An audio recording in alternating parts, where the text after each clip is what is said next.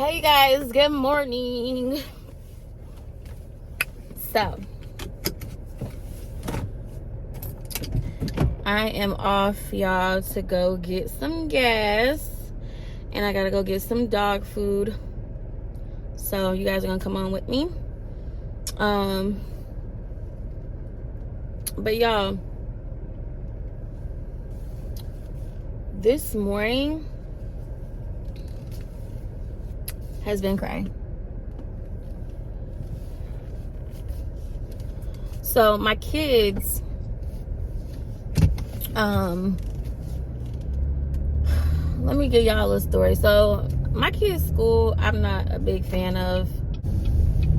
I'm not a fan of their school is because they be playing. Like, my thing is, okay, let me tell y'all. So I've had some bad experience with that school when it came to my kids and their education, because to me, they don't take stuff like that serious.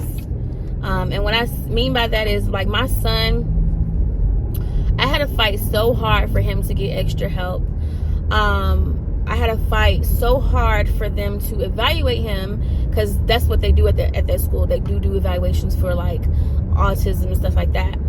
My son is 9 years old. I'm mad I had to think about that. He's 9 years old. I've been trying to get my son help since he was 3 and get him tested. And everybody that I would go to, well, not everybody. I went to one person when he was 3 that his pediatrician sent me to, and they said that he wasn't, and I didn't really agree. Well, at the time I was happy, because I was just like, oh, great. Like, I really didn't want him to be autistic. You know what I'm saying? Like, I was just like, I don't know what I did as a parent. Like, I was really taking it personally and hard. Because, I mean, let's be real. Like, no parent wants their kid to suffer, or not even suffer, but just be something to be, wrong. I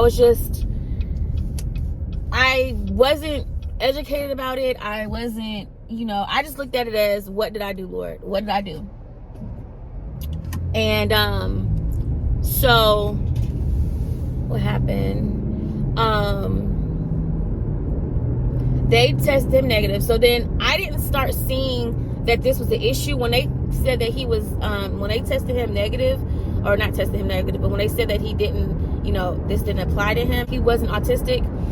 I was grateful. I was just like, okay, good. Like, let's go on about our lives.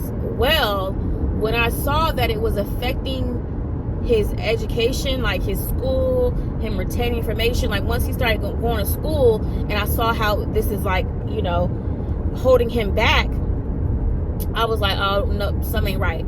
So when they said that he wasn't autistic, they did say that he had a learning delay. I don't know, I didn't know what that was, but I put him in things to get help. He goes in speech. He was getting, like, a little extra help. The school that we had him in, they said that they had an IEP plan on him. Turned out they didn't. So we end up leaving that school and going to the school that they are in now. Now, this school, still nothing. Still didn't do anything. I told them my concerns when we first got there. They said that they were going to do an IEP plan on him. They were going to evaluate him. They said they were going to do all these things, right? How about they never did these things? Now, I got to take accountability for myself as well. I put my faith and hope in that school, thinking that they were going to do these things and get back with me. I didn't really stay on it. So, I didn't stay on it, and so it never really happened. And so when I was seeing that his grades were, declining, nothing, I'm just like, why are they not helping you? So yeah, y'all, like, that's just like the little backstory. And then they want to keep him back again, and I'm like, no, we're not about to do that. Like, we're not about to keep keeping my son back. We're not gonna keep keeping him back, because I kept him back in kindergarten, and I was just like, maybe he needs time, because I felt guilty. I was like, I didn't put him in Head Start. I didn't put him in pre-K. I didn't do none of that stuff. So I was just like, maybe he just needs to I know I had him early too, so you know, I was just like taking on like a bunch of factors of what could be the issue. But anyway, when they got to this school, they try to keep him back, and I'm like, no, we're not doing that. Like, y'all need to get a lesson plan for him. So like, they finally got one now, but I had to fight so long and so hard for that thing. And then I had to take him outside of the school, and you know, travel to get him really tested. And I know this, so my son is autistic, and he has mild ADHD or something like that. So I know that I believe in this testing. Like, some people are like, you think they just like, you know, just gave you what you wanted? For one, these people didn't know what I wanted. They didn't know the history of anything. And for two, the extent that they went to evaluate him, to me, was an accurate evaluation. The other evaluations were like short, one-day thing, asking questions, and that was it. These people actually, like, I had to make appointments to keep going to them and sitting. My son was sitting there for like an hour or two, and they were like sitting there just watching him. You know what I'm saying? They did give me a questionnaire to fill out, but they were really evaluating him. And they did it for about I want to say maybe 2 weeks at minimum. I don't know if it was longer than that, but I want to say 2 weeks at minimum. Like, it was not a quick thing. When she finished her evaluation, and it wasn't just one person evaluating him. I got a big packet of everything that they did and talked about. It was just like, it was A1. It was legit. So we did that, and I was able to take that to the school and show them whatever. And so now he's getting the help he needs. It's sad that I had to have my son be, I guess, like, he had to have some type of label. He had to be put in some category for somebody to say, okay, something's going wrong, something's up. It's ridiculous. But now my daughter, teacher, will always, I do the pickup line, and her teacher will always bring her to the car, or bring both my kids to the car, but she would never speak to me. She will always speak to, she will always, you know, greet my daughter. Hold on, you guys. So yeah, you guys, that was the school, but let me quickly fill y'all in. So I messaged the teacher, this morning, and I was just like, hey, you know, because I had saw my daughter's grades online, and I was like, hey, she, you know, I saw where Mackenzie is doing, she's not doing so well in class.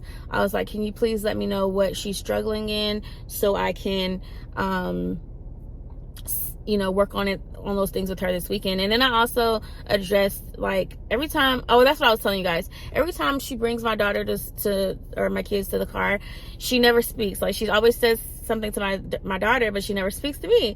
And like, I've gotten to the point where I was like, well, maybe she doesn't hear me, so let me speak up.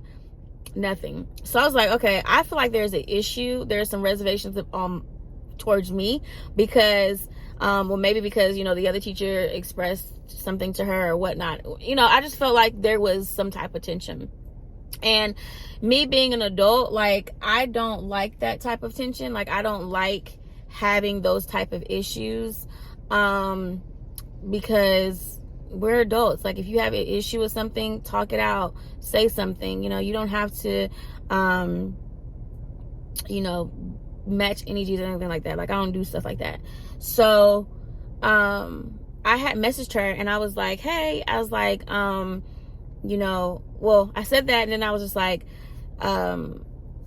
also, you know, I don't know if you hear me talking to you in the morning or not, but I'm just paraphrasing, you guys. I can't remember exactly what I said. I did say it a little nicer, but I was just like, you know, I don't know if you hear me or not, but, you know, I find it completely rude and unprofessional not to speak back or not to greet the parents when you bring their kids to the car. I was like, if there's an issue, I would like to discuss it, or, you know, you don't have to bring them to the car. And then I told her, you know, please respond at the end of my emails, like, please respond to this email so I know that you received it. Well, she ended up calling me, and I'm so grateful that she called, because this is why we have to be adults and have open communication, learn how to communicate with one another, because if lack of communication leaves so much room for the enemy to come in and put things in our head. And so I could have like matched that energy and was like, oh, well, she probably feels some type of way because the other teacher told her something, and now she's, you know, treating me this way. Or, you know, what's up? What's her problem? You know, like just being nasty. And it's just, to me, it ain't worth it. If you got an issue with me, let me know. If I got an issue with you, I'm gonna let you know. So that's what happened. So she ended up calling me, and then we discussed it. She was like, oh, I am not that type of teacher. She was like, I'm so glad that you came to me. She was like, oh my God, they're so cute. She was like, I'm so glad that you came to me. I'm not that type of teacher. She was like, one thing she did say, which I was like side-eyed, because she was like, we're told just to drop them off, don't have any type of communication. Or no, she was like, don't be communicating. And I'm like, well, I get I think what they meant was, don't sit there and have a drawn out conversation with parents, because we're trying to, you know, get them out. But greeting somebody is not, I don't think they would tell you not to greet the parent. Like, you know what I'm saying? Or if the parent greets you, greet back. Like, that's hi, bye. Like, that ain't nothing. And she greets my child. Like, so that's just, you know, a contradiction. But anyway, she apologized for it. And she said that she, you know, would do better. And then we started talking about my daughter's education, and she just like let me know some things, which I was shocked, because she was like, you know, I never knew this and this and that. And then she did tell me that she had a talk with the last teacher. That's why I felt like there was some reservations against me, because of what the last teacher told her. Because I wasn't, at the end, I was nice to the last teacher, but when it got to the end where she just kept playing with my daughter and her education, honey, the mama bear came out. And when it comes to my kids, the mama bear will come out. I'm gonna try to be respectful as possible, but if you are not getting the concept of, like, if you're not trying to do, you know what I'm saying? Like, this is what I told them before. I said, when I was growing up, I said, I don't know if it's their age difference or not. You know, a lot of these teachers now are younger. I said, but when I was growing up, older teachers just love their job. They love what they did. And you can tell when somebody loves their job, or you know, are really passionate about their job, is because they're going to be different with it. You know what I'm saying? Like, a greeter at Walmart, and that's because I'm at Walmart, that's why I said it. Like, a greeter at Walmart, if you don't love your job, you get these young people who come and just, you know, they just want to check. So when they're greeting you, they're just like, they not greeting you. You know what I'm saying? Their job is to be a greeter, but they're not. Then you have some who love their job. That's, you know, they've been here for years. And when they greet you with a smile. They're greeting you. You feel the hospitality. You feel the welcome. You feel, you know what I'm saying? They go above and beyond for that little position that they got. And it's like, with the teachers, I'm seeing now that I have kids, that these teachers are just here for a check. A lot of them don't love they don't love what they're doing. So the teachers what I grew up with, who are the older ladies who really took pride in, you know, a child's education, or really wanted them to strive, and because they knew that the kids were the future, like, you know, those type of things, they operated differently. And so you know, that's what I shared with them. I said, so I just have an issue with somebody who's just there for a check. Because of my kids. And I told her, I said, you guys are there with my kids more than I am. You guys are with them in a day more than I am. So therefore, you know, we gotta do something. And anyway, she put me on to a lot, and she was like, basically telling me how they work. She was like, from mom to mom, I had the same issue with my son. And, you know, we just like got to have really nice dialect on how, you know, everything is. And yeah, she's, you know, she said that she's like, keep doing what you're doing. She said, as parents, she said, we are their number one advocates. And she was like, I'm advocating for you. She was like, and your child, she was like, I love my students, and that's my number one goal. And, you know, just all this other stuff. So we got that squared away. So yeah, I'll keep y'all posted on that. But I rambled a lot. I need to get in Walmart to get this.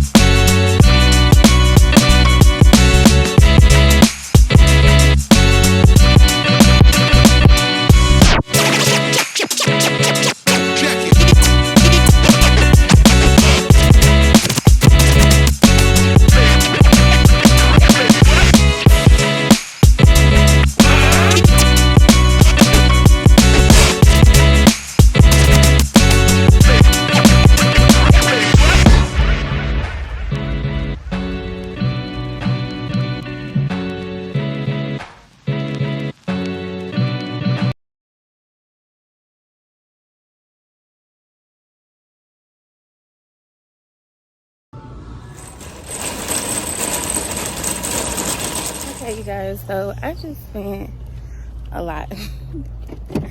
I went there for, y'all say Target is bad. Honey, no matter where Brio go, she gonna spend some money. It is not just in Target. I went in there for one thing. Still gotta get gas. Still gotta go get gas. And I spent too much. Okay, guys, so I am taking out her hair because she gets her hair braided tomorrow early in the morning. So I need to take this out and wash it. And yeah, I'll show you guys what it looks like afterwards. Good morning, you guys. So I am on my way to go get my daughter's hair done. Say hi. And yeah, then the boys gotta get a haircut. And then we gotta run to a couple errands. But yeah, that's where we're off to this morning. Her appointment's at 9, so I'll see y'all when we get there.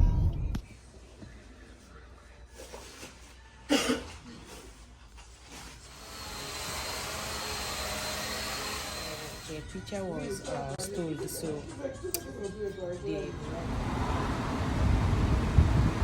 Turn, look at me. Look the other way. Look the other way. Alright, you guys, so we killed 2 birds with 1 stone. Baby girl got her hair done. You like it? Speak! Okay. And my son got his hair cut. Let's see it, King. Did you get your lines? No. You didn't? I just told the barber so I didn't want that because they always come. My YouTube channel can't hear you. I don't want my lines on because it always come back. Oh. He said he didn't want his lines because they grow back too fast. So yeah, now we about to go eat some lunch. Just probably some leftovers that we have at the house. And that's about it, y'all. Like if I say, what is a tree? And you say, what? And you ask me, well, if you ask me what a tree is, right? I'm gonna say, it's one of these plants out here. It's a. No. How the hell you know the tree? All right. I'm trying to think of. Why you recording me? It's good content. This is the tree. I'm gonna show you what a tree is. Look, these are trees. They got branches. So, but what if she can't show you a prostitution? Okay, well, I will describe a tree. It's tall with branches and leaves, with roots, right? I don't know what prostitution means. Okay, so where'd you hear that word from? It's one of my challenge words, prostitution. How you spell it? Since it's one of your challenge words. Pretetion.